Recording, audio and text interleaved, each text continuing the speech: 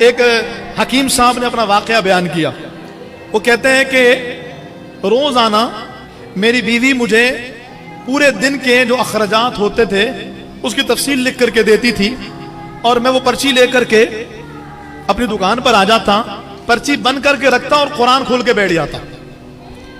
کہتے میں قرآن کی تلاوت کرتا رہتا، لوگ آتے قرآن بند کرتا، ان کو دوائیاں دیتا، جڑی بوٹیاں دیتا، پھر قرآن کھولتا، پھر پڑھنا شروع کر دیتا. اندازہ لگا لیتا کہ اتنے پیسوں کی آج ضرورت ہے.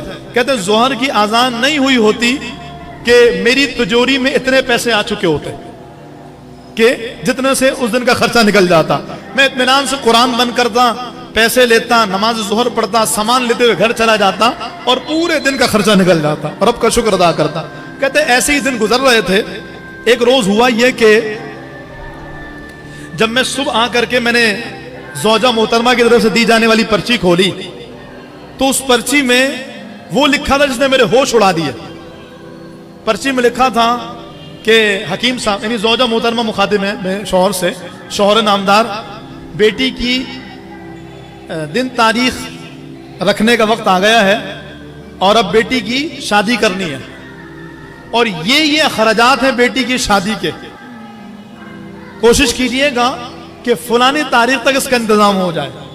حکیم صاحب کہتے ہیں میں نے پرچی بند کی، اللہ کا نام لیا، قرآن پڑھنا شروع کر دیا. قرآن پڑھتا رہا، اس دن کے اخراجات بھی آ گئے اور میں گھر چلا گیا. لیکن وہ جو تاریخ تھی وہ دن بدن قریب آتی چلی گئی، اور پھر ایسا ہوا کہ بیٹی کی شادی میں 5 دن رہ گئے. نہ جہیز کا انتظام ہوا ہے اور نہ ہی بیٹی کی شادی کی کسی اور کام کا کوئی سلسلہ بنا. کہتے ہیں میں آیا تو زوجہ محترمہ نے جو پرچی دی اس میں لکھا تھا حکیم صاحب اگر انتظام آج ہی ہو جائے تو بہت اچھا ہے. میں نے پرچی لی، بند کی، دوبارہ رکھا اور قرآن پڑھنے لگ گیا. لیکن اس روز کوئی ایک کسٹمر بھی نہیں آیا، کوئی ایک بندہ بھی نہیں آیا. میں بہت پریشان ہوا، میں گھر چلا گیا. زوجہ محترمہ نے چہرے پر پریشانی کے آثار دیکھے تو مجھے تسلی دی کہ پریشان نہ ہو، آپ کا رب آپ کو تنہا نہیں چھوڑے گا. وہ بیویاں بھی بڑی نیک بخت ہوتی ہیں جو پریشانیوں میں شوہر کو نہ چھوڑیں، جو پریشانی میں حوصلہ بڑھائیں کہ جب اچھے دن تمہارے ساتھ دیکھیں تو برے دن بھی ساتھ دیکھیں گے. برے دنوں میں ساتھ چھوڑ جانا اور برے دنوں میں خود کو علیحدہ کر لینا یہ عقل مندوں کا شیوا نہیں ہوتا. بہرحال زوجہ محترمہ نے حوصلہ بڑھایا، لیکن حکیم صاحب کہتے ہیں میرے ضبط کا بندھن ٹوٹ رہا تھا. تو اب کیا کریں؟ کہا پھر میں قرآن لے کے بیٹھ گیا. ابھی میں قرآن ہی پڑھ رہا تھا کہ دروازے پہ کسی نے دستک دی. یہ آج سے غالباً 3 سال پہلے کا واقعہ ہے، کوئی میں بہت پرانی بات نہیں کر رہا. کہتے ہیں میں نے دروازہ کھولا تو ایک سوٹڈ بوٹڈ نوجوان کھڑا تھا. اس نے میرا نام لے کے کہا فلاں حکیم صاحب سے ملنا ہے. میں نے کہا ہاں بتاؤ میں ہوں بیٹا. تو کہنے لگے گھر میں چل کے بات کر سکتے ہیں؟ کہا بالکل چلو.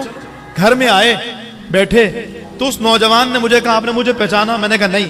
کہا آج سے کوئی 15 سال پہلے میں نے آپ سے رابطہ کیا تھا اولاد کے لیے. آپ نے مجھے دوا دی اور بحمد اللہ تعالی میری اولاد ہو گئی، لیکن میں پھر اپنی فیملی کو لے کر باہر سیٹل ہو گیا. ابھی آنا ہوا، میں کراچی میں رہتا ہوں.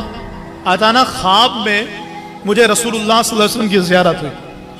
میرے محبوب علیہ السلام نے مجھے فرمایا میرا نام لے کر کے کہ 15 سال گزر گئے تو اپنے محسن کو بھول گیا، جا تیرا محسن پریشانی میں ہے اس کی مدد کر. میں نے غور کیا تو مجھے یاد آیا کہ میرے سب سے بڑے محسن تو آپ ہیں. آپ کی دی گئی دواؤں سے اللہ نے مجھے اولاد دے دی. میں فوراً آپ کے پاس آیا ہوں اور یہ کچھ حقیر سا تحفہ اس کو قبول فرمائیے. اللہ اکبر کبیرہ.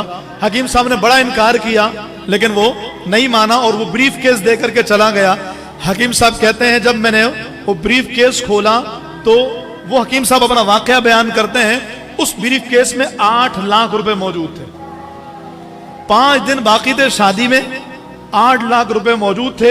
اطمینان سے شادی کی پیسے بچ بھی گئے اور الحمدللہ اللہ نے مجھے کسی کے آگے ہاتھ پھیلانے نہیں دیا. اب یہ دیکھیں یہ ہے قرآن سے ربط. لیکن وہی میں پھر دوبارہ بات دہراؤں، ہم قرآن سے محبت مفاد کے لیے نہیں کریں، اپنی آخرت اور حضور کے فرمان کے لیے کریں کہ 2 بھاری چیزیں چھوڑے جا رہا ہوں، ایک قرآن دوسرا اہل بیت.